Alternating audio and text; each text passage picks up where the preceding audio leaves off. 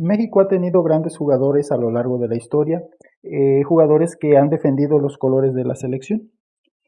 Como México está en una zona que es la CONCACAF, que no tiene un nivel tan alto, esto hace que México casi siempre esté en los mundiales. De hecho, desde el 94 no se ha faltado a ninguno. Y esto hace que todo jugador bueno o medianamente bueno que va a la selección casi siempre le toca estar en un mundial. Es raro un jugador de buen nivel que no le toque ir al mundial. Aún así, sin embargo, por diferentes circunstancias, lesiones, preferencias de técnico y muchas otras cosas, ha habido grandes jugadores mexicanos, tal vez mejores que algunos que fueron al mundial, pero que no les tocó estar en uno. Así que el día de hoy me decidí a hacer un once ideal de los jugadores que no pudieron jugar un mundial, pero que eran muy buenos. En primer lugar tenemos la portería. Aquí en la portería el portero que yo escojo es Adolfo Ríos. Adolfo Ríos fue un jugador muy joven, desde muy joven fue muy bueno. A los 12 años ya lo ficharon para tercera división y se hizo luego titular por ahí de los 14, 15 años en tercera división en Uruapan. Lo lleva el Pumas a primera división y se hace pronto titular. A los 20 años ya era titular. A los 21 ya estaba debutado con selección. Y muchos lo consideraban el mejor portero de México en el proceso del 88 al 90. El titular de la selección era en ese momento Pablo Larios, pero decían que Ríos era mejor. Claro, Larios tenía experiencia. Bueno, en ese proceso fue considerado mucho Adolfo Ríos y estuvo en muchos amistosos. Desafortunadamente se vino el problema de los cachirules y México no asistió al Mundial del 90. Póngale que no hubiera sido titular, porque aunque hubiera estado en mejor momento que Larios ya tenía la experiencia de haber sido mundialista, así que seguramente el titular hubiera sido Larios, pero Ríos hubiera ido como suplente, tal vez él y Adrián Chávez. Bueno, no pudo ir a ese. Para el Mundial del 94, por ahí de la campaña 91-92, antes de esa, es vendido al Veracruz, de Pumas se le traspasa a Veracruz, y ahí en Veracruz, pues Veracruz siempre peleó el descenso, él no pudo destacar, así que se vino a menos. Para el proceso hacia el 94, él no estuvo considerado. Así que él para el 94 ni pasó. Era bueno, pero estaba en Veracruz, tal vez eso le quitó foco y no fue. Bueno, para el Mundial del 98 él se viene al Necaxa antes y juega unos torneos extraordinarios. El año del 97, Bora Milutinovic lo pone como portero número 1 de México en las eliminatorias y lo lleva a la Copa América, donde México queda en tercer lugar, perdiendo la semifinal con Bolivia, pero con mucho tendencioso, un arbitraje muy tendencioso que favoreció a Bolivia. Fue un gran mundial, fue un gran Copa América. Con Bora ya Ríos tenía su lugar seguro. Póngale que no titular, pero iba a ir al mundial. En ese momento Campos, el portero del 94, estaba en Estados Unidos en la MLS y había perdido su titularidad. No era portero en Los Ángeles. Lo metían pero de delantero, pero no jugaba de portero ya. De hecho, cuando viene diciembre y por ahí de noviembre termina el torneo de la MLS, se lo traen a Pumas y le dicen, pues tienes que jugar, y entonces ahí lo ponen de titular. Pero viene el cambio de técnico y entra Manuel Lapuente. Bueno, Bora lo iba a llevar, si no como titular, pero de suplente. Lapuente luego llama a Campos, que no estaba tan en buen momento, pero lo llama. Y bueno, dices, no importa, va a ir Ríos. El asunto es que para el Mundial se llevó a Osvaldo Sánchez y a Óscar Pérez. Osvaldo Sánchez era un buen portero, ya había sido titular en Atlas, pero ese año en concreto perdió la titularidad con Hugo Pineda. De hecho, Hugo Pineda estableció un récord largo de no recibir goles. Y ya en ese último torneo los estaban rolando, porque como que querían promover a Osvaldo, entonces lo rolaban. Pero yo pienso que la televisora presionó a Lapuente y le dijo, llévate a Osvaldo, que es mi joya futuro. Y Lapuente lo aceptó. Pero en ese momento también estoy seguro que entonces brincó la otra televisora. Si te vas a llevar a Osvaldo, que no es titular, te tienes que llevar al Conejo, que sí era titular, pero apenas tenía 6 meses. Él nunca había podido ser titular porque Cruz Azul llevaba porteros extranjeros, Scopone y así. Pero finalmente se quedó de titular. Bueno, yo creo que ahí pudo llevar a Ríos a Campos de titular y a Ríos de suplente, y ya se podía llevar a Osvaldo o al Conejo o a quien fuera. No se llevó a ninguno, tal vez para no tener problemas, y el sacrificado fue penosamente Adolfo Ríos. Ese era su mejor momento. Bueno, como era portero, la vida de ellos es más longeva. Para el Mundial del 2002 y por ahí del 2000, llega al América y tiene todavía muy buenos años.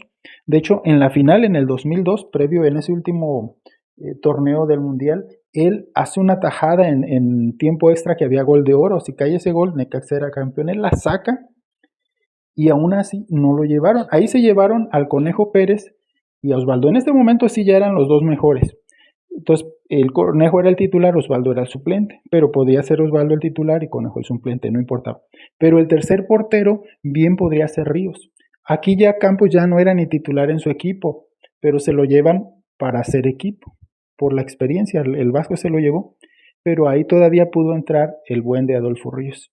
Y bueno, esa fue la última oportunidad.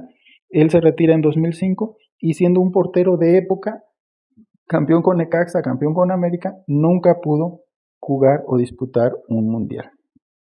Bueno, los defensas. Bueno, vamos a iniciar con el lateral derecho. El lateral derecho para mí, que desafortunadamente nunca jugó un mundial, pero era muy bueno, fue Juan Hernández. Juan Hernández fue un defensa lateral de época. Antes los laterales solo estaban atrás, solo defendían, no iban al ataque. Juan Hernández fue el primer lateral, al menos en México, que se iba al ataque, se iba, metía goles y mandaba centros. De hecho, casi todos los años él estaba entre los primeros tres líderes de asistencias. O sea, él era líder o sublíder o máximo tercer lugar, porque iba al ataque, tiraba el centro y ya remataba el centro delantero, que fuera. Y era muy bueno. Él era el titular indiscutible para el Mundial del 90. Mario Velarde parece que fue el técnico, luego fue Lapuente. Siempre lo consideraron el número uno. Desafortunadamente, el caso de los cachirules impidió que Juan Hernández, llegando en plenitud, no fuera al 90. Iba a ser titular en ese. Para el 94 estuvo en el proceso. De hecho, todavía estuvo en la Copa América de Ecuador 93, donde México es subcampeón. Él va, ya no como titular, suplente era. Pero pues había chance, lo metían, ¿verdad? Pero en el último corte para el 94, Mejía Barón lo deja fuera. Y este gran lateral derecho, pues ahí se quedó sin jugar. Defensas centrales. Bueno, aquí yo considero que uno es Roberto Ruiz Esparza. Roberto Ruiz Esparza, un central recio, fuerte, titular del Puebla, pilar para los campeonatos del Puebla. También lo llamaron a la selección en ese proceso para el Mundial del 90 y desafortunadamente el caso de los cachirules nuevamente lo dejó fuera él. Esa fue la generación más buena que se perdió mundiales. Para el 94 él estaba muy bien, en muy buen nivel, pero había muchos centrales muy buenos. Por ejemplo, estaba Ramírez Perales, Claudio Suárez, todavía estaba Abraham Nava, estaba Paco Ramírez. Entonces, sí podía haber entrado, pero no fue del gusto de Mejía Barón, ¿verdad? Y como había buenos centrales, pues ahí no había más que ver. Entonces, él era titular para el 90, no hubo mundial para México y el 94 ya no pudo entrar. El otro central, para mí, Demetrio Madero, un defensa central recio, chiva de corazón. Estuvo en esas grandes finales, él fue campeón en el 86-87 con Chivas, pero estuvo en la final contra el América, estuvo un año antes con la final contra el Puebla. Hubieran sido campeones de esas si no se pelean con el América, que los suspendieron a todos. Él pudo ir al Mundial del 86, o sea, él en ese tiempo era de los... Yo creo que la mejor pareja eran Madero y Demetrio Madero y Fernando Quirarte, juntos.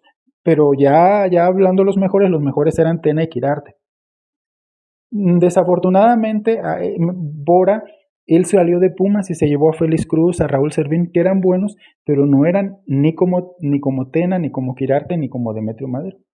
Bora no llevó a Tena, menos iba a llevar a Demetrio Madero. Pero yo creo que debieron ir titulares Tena, Quirarte y suplente Madero. Se llevó a los de Pumas porque los conocía, les tenía confianza, y por decisión técnica, Demetrio Madero, un gran central, no estuvo en el Mundial del 86, pero yo creo que sí merecía. Lateral izquierdo. Esta posición históricamente México no tuvo grandes pues exponentes, o faltaban laterales zurdos, siempre se ponía un derecho. Efraín Cuchillo Herrera juraba por ahí y fue un grande lateral izquierdo. Él era de los antiguos, no subía mucho, él era ya, pero era recio. Le daban marcar a alguien personal, lo secaba. Estuvo en Curtidores, luego en Atlas, en América fue campeón y luego fue al al Necaxa y después anduvo Toluca, estuvo Pachuca. Una trayectoria muy larga, pero yo creo, bueno, en el Mundial del 86 ya lo tomaron en cuenta, pero iba empezando y no. Para el 90 es su momento fuerte y nuevamente el asunto de los cachirules no le permitió ir. No hubiera sido el titular porque todavía estaba Guillermo Muñoz, el que fue titular en el 86, y todavía yo creo que hubiera sido titular para el 90, pero Cuchillo Herrera podía ir como suplente o en algún partido meterlo para sacar algún jugador peligroso que hiciera estorbo, bien que podía ir, pero pues nuevamente los cachirules impidieron que fuera este gran lateral. Pasamos a la media cancha. En la media cancha uno de los más grandes que nunca fue es Alberto Onofre. Él era un mediocampista muy fino, de mucha calidad, de Guadalajara. Luego de joven fue a un panamericano que ganaron la medalla de oro en el 67 en Canadá. Y de ahí, en Chivas en la 69-70 fueron campeones. Fue el primer campeonato después del campeonísimo, muy bueno. Y él era la gran figura para el Mundial de México 70. Todos decían que él iba a brillar y que pues iba a ir a Europa o si no iba a seguir en Chivas, pero triunfando. Desafortunadamente, a solo 4 días del Mundial del 70 se lesionó, una fractura, y ya no pudo. Lo sustituyeron, así que no estuvo en la nómina, si no podría decir que estuvo en el Mundial, pero no lo sustituyeron. Desafortunadamente no había buena medicina ese tiempo, duró 2 años en recuperarse. Tenía 23 años en el 70, muy joven, hubiera ido a 3 mundiales, yo creo. Dura 2 años sin jugar, regresa cuando tenía 25 años, pero tenía muchos traumas psicológicos, como que no superó lo de la fractura. Solo duró 2 años y a los 27 años se retira, un jugadorazo. Nunca pudo ir a un mundial, aunque si hubiera ido al del 70, podría haber ido yo creo hasta 3. Después de él tenemos a Jaime el Jimmy Lozano. El Jimmy Lozano, un jugador de mucha calidad surgido de Pumas. Para el Mundial del 2006 estuvo en todo el proceso, de hecho fue el goleador, hizo 12 goles en ese proceso, para un mediocampista es mucho. Era titular. Cuando faltaba un año o algo así empezaron a meter a Guardado, y bueno, estaba bien, Guardado era una revelación, tenía 19 años, era joven, y en el último corte sacan a Jimmy Lozano. Dicen muchos que fue por llevar a Guardado, pero no, fue por llevar a Rafael el Chiquis García, yerno de la Volpe. La Volpe y todos sus seguidores de ellos lo justifican diciendo que el Chiquis jugó Juegos Olímpicos y que ya había sido mundialista en 2002, cosa que es cierto. Pero para el 2006 él había bajado mucho, de hecho estaba en el Atlas. No en el Atlas que últimamente ha ganado campeonatos, en el Atlas que siempre peleaba el descenso, y él era suplente, no era titular, jugó como 7 partidos ese año y todos de relevo. Lo cierto es que lo llevó porque era su yerno. Así como inventa pretextos porque no llevó a Cuauhtémoc, no lo llevó porque le caía mal, por eso no lo llevó. Bueno, al Chiqui lo llevó porque era su yerno. El problema es que se pilló a Jimmy Lozano de una forma muy injusta cuando era un pilar en esa selección. Bueno, es las injusticias que tiene el fútbol cuando una decisión tan importante depende de una sola persona. Para el 2010 él todavía estaba en muy buen nivel, estaba joven, pero ya fue considerado poco. Hugo Sánchez sí lo llevó. Ya luego Sven Goran Eriksson y Javier Aguirre nunca fue como de su agrado, nunca lo llamó. Estaba en buen nivel, estaba en buenos equipos todavía, pero ya no lo llevaron. Pudo ir a cualquiera de esos dos, pero al que seguro debió estar en 2006. José Manuel El Chepo de la Torre. Después del 86 él brilló, fue campeón en el 86-87 con Guadalajara, de hecho se fue al Real Oviedo, España, un año, regresó, estuvo en Puebla, estuvo en Cruz Azul, y fue probablemente pudo ser en el Mundial del 90, que por los cachirules, pero él todavía al 94 fue titular todo el tiempo con César Luis Menotti. César Luis Menotti lo usaba de 10 por encima de Benjamín Galindo. Cuando llega Mejía Barón todavía lo llama algunas veces, pero como que no le gustó su estilo y lo dejó fuera. Ya desde un año antes dejó de convocarlo y para el proceso no estuvo. Si hubiera seguido Menotti, seguramente Chepo no solo hubiera ido al Mundial del 94, sino que hubiera sido titular, hubiera jugado. Desafortunadamente un gran jugador no fue, ese era su gran mundial y no pudo ir ni al 90 por los cachirules, al 94 porque no era del gusto del técnico. Manuel Manso, ese es otro mediocampista muy bueno, muy fino, Manuel Manso dice que él debió ir a 4 mundiales y no fue a ninguno. Él debuta en el 90 con León después de un torneo de barrio, sobresalió, era muy bueno. Estuvo en los Juegos Olímpicos del 72, una gran actuación, y debía haber ido al Mundial del 74, pero México no calificó a este Mundial. Bueno, para el año del 78, José Antonio Roca, que era el seleccionador, le dijo, vas a ir, pero cuídate, porque ya era conocido el problema que tenía de alcoholismo Manuel Manso. Era muy bueno, pero había que ir a sacarlo de la cantina para llevarlo a jugar fútbol. Entonces le dijo, te voy a llevar, pero cuídate. Bueno, él dice que fue malo José Antonio Roca, pero pues si no se cuidó, caso que no lo lleva por eso, porque sentía José Antonio Roca que pues lo del alcohol le iba a afectar, no lo lleva. Para el año del 82, México no califica nuevamente por el premundial en Honduras, así que no va del 82. Para el 86 ya él ya era muy mayor, ya Bora lo llamó muy poco, ya no lo tomó en cuenta. Pero Manuel Manso, él dice que todavía estaba en muy buen nivel, que todavía debió de ir. Yo digo que era muy difícil porque estaba Tomás Boy, Manuel Negrete, y luego él siempre, pues ya en este momento él ya no tenía el problema del alcoholismo, pero era difícil. Pero sí es uno de los jugadores más finos que tuvo México, mejor que Tomás Boy, y sin embargo no jugó ni un mundial. Delanteros. En la delantera vamos a hablar de un delantero que casi nadie llamó, pero fue muy bueno, ganó 3 campeonatos de goleo. Sergio Lira, el Tamiagua, así le decían. Veracruzano, pero que sus años gloriosos fueron con el Tampico Madero. Él fue campeón de goleo en 3 torneos, en el Pro de 85 y en el México 86, que son 2 torneos cortos que se hicieron previo al Mundial del 86. La selección concentró todo un año antes, así que se suponía que ya los que jugaran en estos torneos no eran seleccionados, Sergio Lira no lo era, y que no iban a incluir ya de esos. Pero en el último torneo él empata el título de goleo con el Abuelo Cruz, y al Abuelo Cruz sí lo llevan, y a Sergio Lira no, que había sido campeón 2 veces.